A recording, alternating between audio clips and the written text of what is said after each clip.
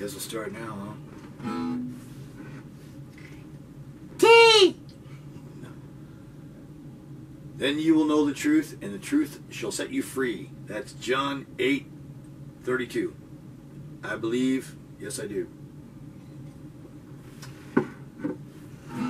So, I like writing songs, obviously. There's a lot of songs here on my video channel. I don't get out of my room much, obviously. Yeah, I'm kind of messed up, physically messed up and stuff. So I'm kind of, you know, it's good though. Get to spend intimate time with Jesus, intimacy with God. Back in the 2000s, that was a pretty big theme, intimacy with God. The bedroom time with the Lord.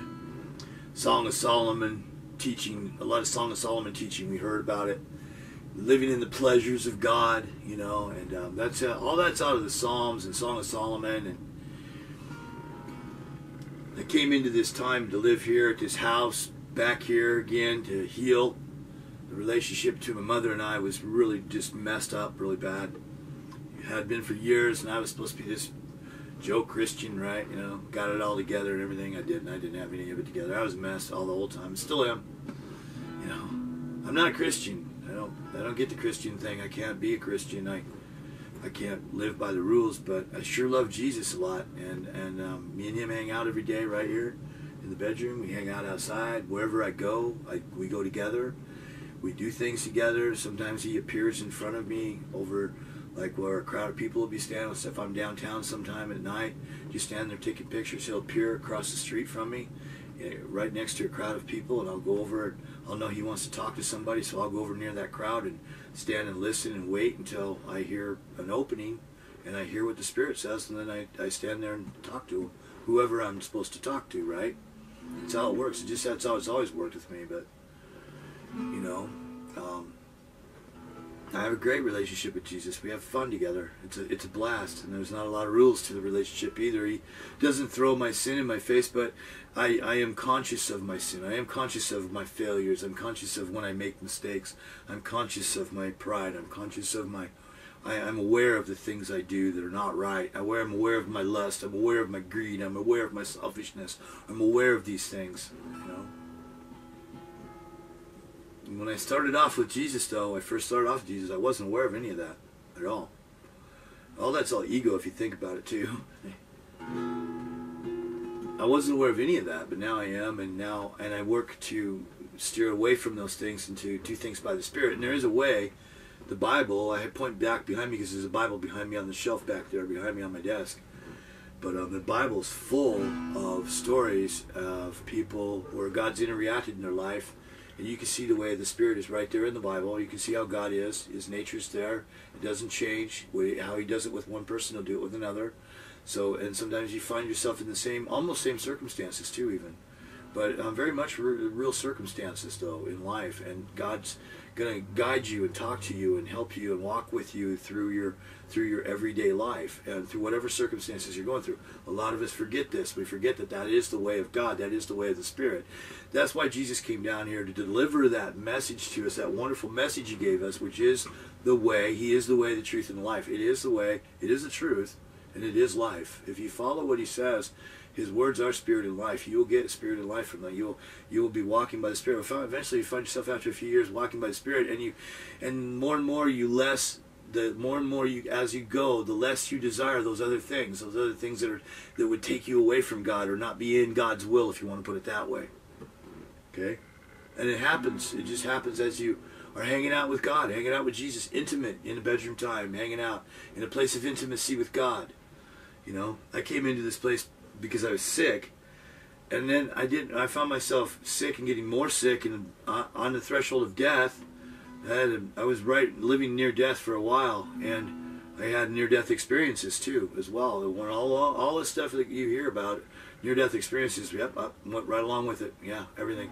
I actually walked with Jesus in heaven during that time, had He taken me out of my body many times in dreams, and then also it started happening while I was worshiping. But that happened because I realized while I was dreaming it was happening, and I said, why can't that happen when I'm awake, while I'm worshiping? Because I'm focused completely I'm not in my awareness is shifted. I shift you. You know, when you worship, you're supposed to shift your awareness away from you and away from your environment and focus completely on God. So I just picture like God is going to come to me from out of nowhere, right out here in the invisible. God is going to manifest and come to me and manifest His presence and magnify His presence in and around my space when I worship. That's how I feel. I also feel God's coming up out of me at the same time. And this is happening. And I'm caught in the middle of this wonderful God kiss, if you want to put it that way. It's a kiss, God kissing Himself, basically, because God's in me coming out doing this too. Because God's also coming up and out of us like a river of living water, or like Jesus said, a fountain of living water springing up from our belly, you know. This is the Spirit He's talking about. The Spirit is, now I'm in the sandwich, caught. I'm the meat of the sandwich. And I get to experience the bliss and ecstasy and pleasures of the rivers of God's love. That's what I get to experience. And that's the way it's supposed to be, everybody. For everybody every day. Now don't get sick and have to go into a bedroom time, you know, where you're kind of basically grounded to your bed because you're sick. You're so sick you can't get out of bed. Don't get to that place. Don't work yourself to that point, because that's what I did. Don't get to there. You don't have to. Just take my advice and just run after it right now. Do it in your spare time. When you're doing your hobbies, take half your hobby time, go spend that half time with God. Get up early in the morning, a half hour before everybody else, and spend your time with God. That'll change your life right there. Get up and seek God. A half hour. Just start with a half hour. I have 5 minutes is all you need to start with. Start there. Take baby steps. Don't try to look at the whole thing as a big overwhelmed project that you have to conquer all at once, this giant mountain. Look at the mountain and say, okay, there's a step right here. I can take that next step. And you work your way up. That's one of the things I learned from rock climbing. You can only work on the problem that's right in front of you. You can't be worried about what's up ahead. And if you worry about what's up ahead, you're never going to get through that problem that's right in front of you. I learned that while I was rock climbing. That's kind of crazy, but yeah, I learned a lot from rock climbing. Rock climbing and spirituality are connected just like that. There's so much, there overlaps so much. There's so much you can learn from it just by going out and doing it yourself and experiencing what it. Go to a school, get somebody to take you out and do a beginner's class and go rock climbing and get on the rock the first time with somebody, and you'll see what I'm saying. Every aspect, even the connection between you and a buddy, your connection between you and the Spirit, your connection between you and God. They say there's a silver strand between God and us, and also to our body as well as when we leave our body. I don't know if there is or not, but you know, I mean, the thing is it's just talking about that being connected to somebody who's supporting you, you know. And that's what coaches are. Coaches and life coaches, and you know, even coaches on football teams and school coaches. The same thing. They're all coaches. They're there supporting you. They're there to support you and build you up. That's what we're here to do. That's what ministers are supposed to be doing. Not ripping you off, not stealing from you, not feeding you full of a bunch of bad doctrine that's going to fill you full of toxicity and crazy political weirdness. No, you just be yourself. Love God, love your God with your whole heart. Be yourself, because you got to. Otherwise you're being fake and you're being somebody else. And let God work on you, right? And don't worry about God working on anybody else. Just worry about yourself and worry about God working on you, and just deal with that. Just if you're going to worry anywhere, worry in that realm. Actually, don't even worry. But put your mind, put your concerns over on just yourself. And work on getting the planks out of your own eye, like Jesus said. And guess what happens? Things shift. Your life shifts. At least even if you're suffering, you can have a better quality of suffering, actually.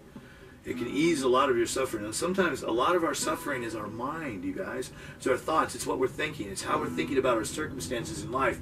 How we're thinking, and we usually project lack into it instead of abundance. We came from abundance. We came from the Creator. The Creator's abundant. The universe is abundant. We all know this, okay? It's all throughout the Scriptures. God prospers us when we do. It says in the Scriptures, in the Old Testament way, was that if you please God, you prosper, you do what God. Well, it's the same thing with Jesus. You're pleasing Jesus. He says, do what I ask you to do, or do what. He said it this way. He said, do what I command you to do. What did He command us to do? Love one another. That was the whole thing. But that's the weight of the whole law. The whole weight of the law is love. It hinges on love. Love God with your whole heart. Love your neighbor as yourself. You can't go wrong, because what ends up happening is you end up connecting with the fact that you also got to remember something too. You can't take yourself out of the equation. You're part of the equation. That's the good news for you, because a lot of times a lot of us want to have that martyr mentality and go through life as a victim, saying we're getting beat up by God because we've taken ourselves out of that equation. That's why. Don't do that to yourself anymore. You're part of the equation too. God loves you. God's in you. He loves you. God, Father loves you. Jesus, He sent His Son to give us the whole blueprint for how we could think, put on this mind, this way of thinking, this way of being, this way of acting, this attitude of abundance that He had. I mean, look at all the bread and stuff He manifested. He turned water to wine because He's so abundant, and He made a lot of wine too. You look at how many gallons of wine there was. Roughly 120 gallons of wine is what it was. There's pots filled up with wine. There were 6 of them, and there were roughly 120 gallons. When you go look it up in the biblical stuff, and you go back and you look at the pots that they used for washing and stuff, and for the water pots for drinking, there was a big pot like this. You know, you had a big pot of water, and put a cap on it and dip water out of it. Right? That was what he used. I think there were 30 gallons or 20-gallon pots or something like that, or I can't remember, 6 of them, or I don't know. It was like 120 or it was a lot of wine, people, and it was better wine than the wine that was actually produced on the earth. The wine that we produced by going out there and crushing grapes, getting grapes and crushing them, letting them ferment. Right? Better wine. I like driving my car, so I really like driving my car, and that's what this song here is about. This is an older song, though. I did this a few years ago. It just came to me one day. I was like, man, I like driving my car. I was sitting at my desk just meditating on going on a trip, right? Going down to California, going on a trip. And I was driving my car, and I was there, and then I was back at my desk, and I was like, oh, man, I'm at my desk. Oh, okay, well, I'm going to make this into a song, so I did. So this is the song, anyway.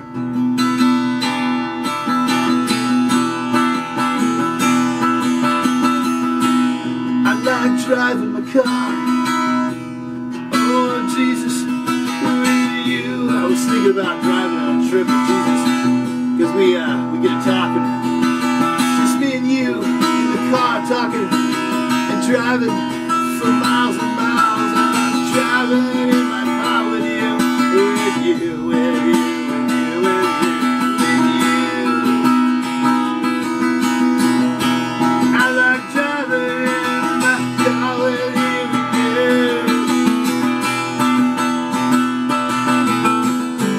I like driving in my car.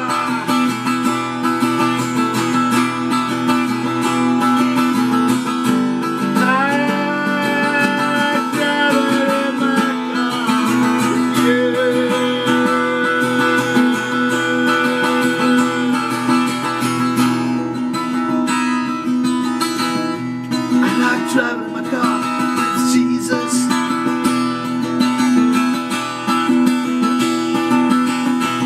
Those believers out there in this world that love Jesus and Jesus lovers, you guys know what I mean, don't you? Yeah. I like driving. I like driving in my car with you, with you.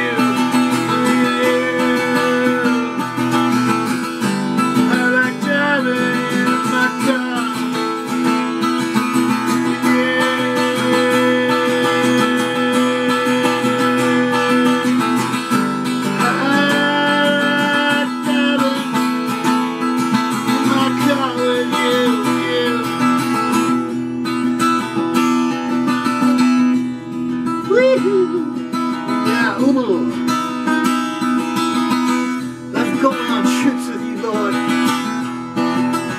The things we talk about.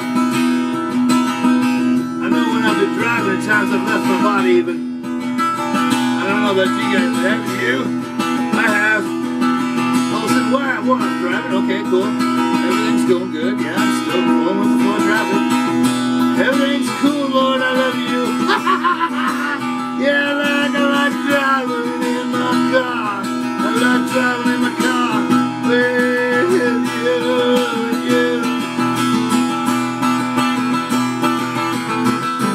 I like driving in my car with you.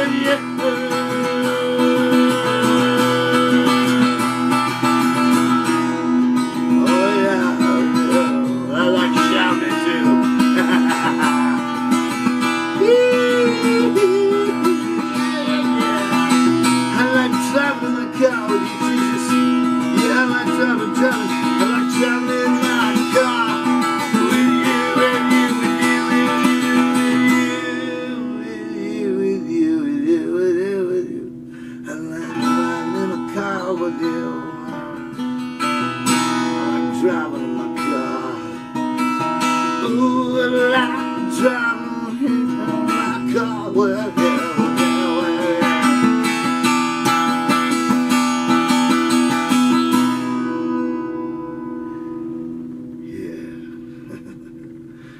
you know, you guys like going on trips, right?